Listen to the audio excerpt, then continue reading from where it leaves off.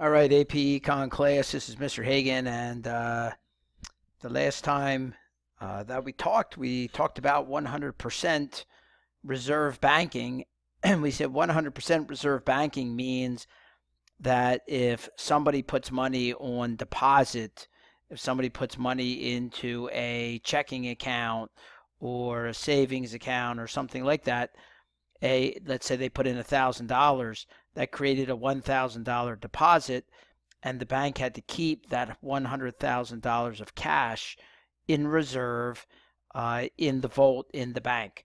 So the bank now has a liability, $100,000 checking account, let's say, that they've created, and they have to keep reserves. 100% of that has to be backed by reserves. So they have to take that $1,000 and literally put it in the vault.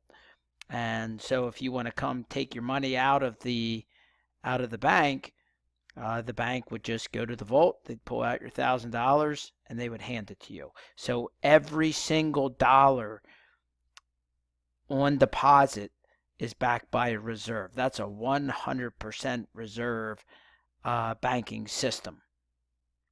And when you have a 100% reserve banking system, then when people put money into the bank, it does not do anything to the money supply. Money supply will be entirely unchanged. So if somebody puts money into the money supply, the amount of currency in circulation will decrease by $1,000, but the amount of demand deposits will increase by $1,000.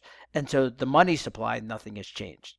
That's a 100% reserve banking system. That was the last thing that we talked about. Now, what I'm going to talk about today is a fractional reserve banking system. So fractional reserve banking, what does that mean?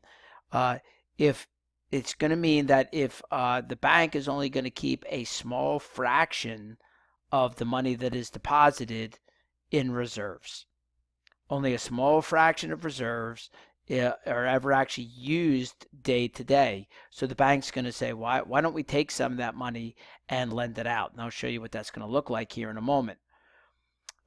This is called fractional reserve banking. So the bank holds only a portion or a fraction of the deposits as reserves. All the rest of the money is going to be lent out, and then the bank's going to earn interest on that money. So the bank's going to benefit from this. And another concept you need to know before I go ahead and do this is what is called a reserve ratio. So a reserve ratio is the fraction of the deposits that are held as reserves. This will make more sense once I go through an example, but the bank will still keep a certain fraction of the demand deposits on reserve. Those will be called the reserves, and we'll take those reserves, or whatever that amount is, and divide it by the demand deposit. So again, once I do an example of this, that reserve ratio I think will make sense. The Federal Reserve can set a minimum reserve ratio. So the Federal Reserve Bank can say the minimum reserve ratio is going to be some percentage, and that is called the required reserves. Again, this will all make sense once I actually go through an example. The banks can choose to hold more than that required reserves, but they cannot hold less. If a bank holds reserves above, if they do choose to hold reserves above the legal minimum, then those excess reserves, that's what they're called. There's any reserves above that minimum limit are called excess reserves. So let's go ahead and take a look at what this is going to look like, so you'll better understand fractional reserve banking, reserve ratio, and required and excess reserves. If you need to pause now in order to get all these notes written down in your notebook, then go ahead and pause, and then just hit play and join me on the next slide. So let's return to Von Hagen's Fourth National Bank. And let's assume the Fourth National Bank has a reserve ratio of 10%. So we're going to keep 10% of all deposits that are placed into the bank. We're going to keep 10% of those on reserves. And then the other 90% of the money that gets deposited, we're going to turn those into loans, and we're going to lend them out to people and charge interest in order to make money. Okay? Now, it's going to be important to say that assets will still equal liabilities. So let me show you what this would look like. So let's say we're going to have a new $1,000 deposit. Somebody out there in the world had $1,000 in cash. So got this guy right up here. And this guy, he's happy because he's got $1,000. And so he's got $1,000 in cash. And he's going to take that $1,000 in cash and he's going to put it on deposit with Hagen's Fourth National Bank. So that means that the deposit, that's a liability for the bank. The bank is now going to hold $1,000 in deposits. And that $1,000 is a liability because the bank owes it to this person. This guy could show up anytime and, want his $1,000 back, and the bank would be obliged to return it to him. So that's a liability. Now, what about the asset? Well, they're going to take 10% of that. Remember this number up here. They're going to take 10% of that, and they're going to put that on reserves. So that's going to be $100.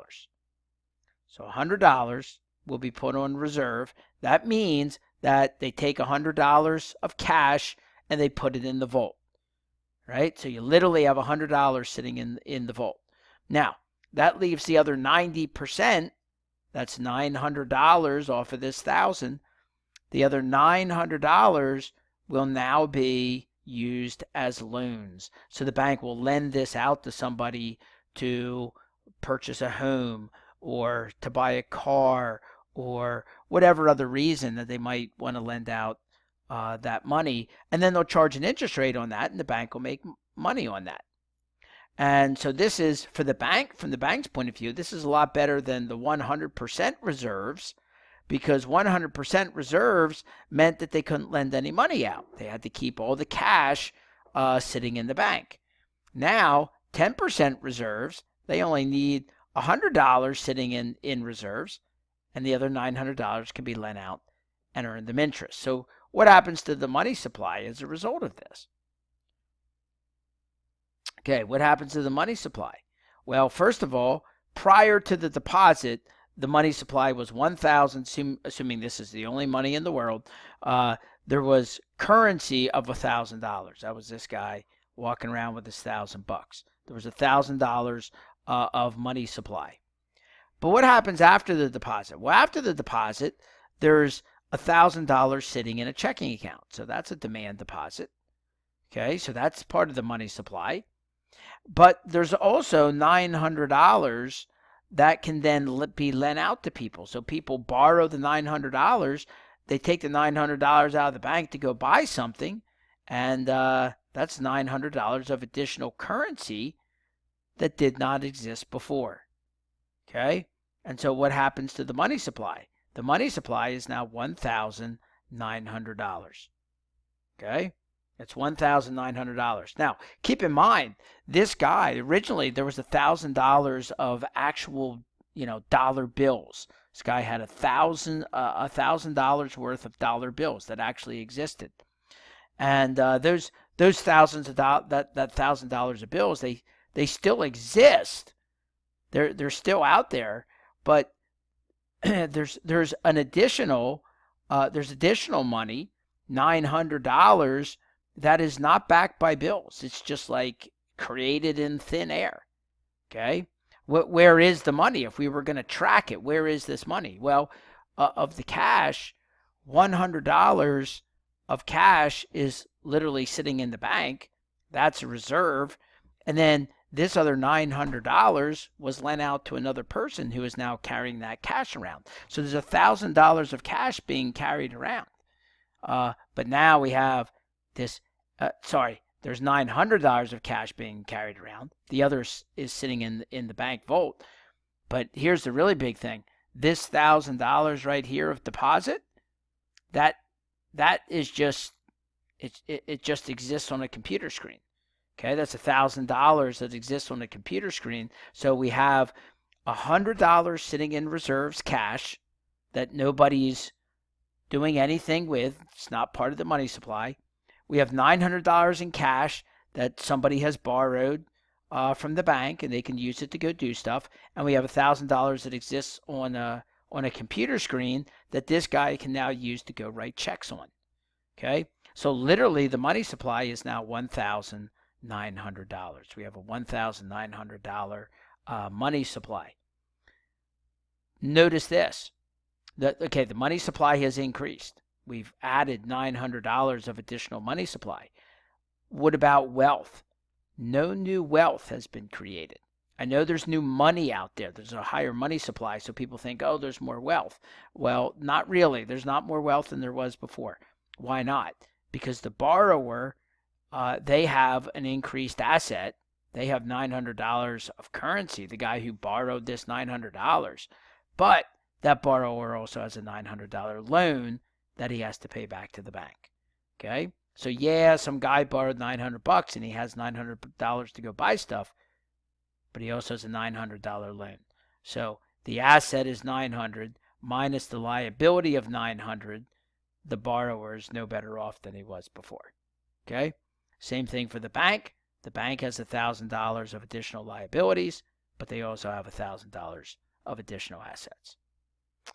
All right, I'm going to stop there on this video. And so that's how banks with fractional reserve banking can create money out of nothing. Money that digital money on a computer screen that is backed by nothing. In this example, they created an additional $900 of money that did not exist before.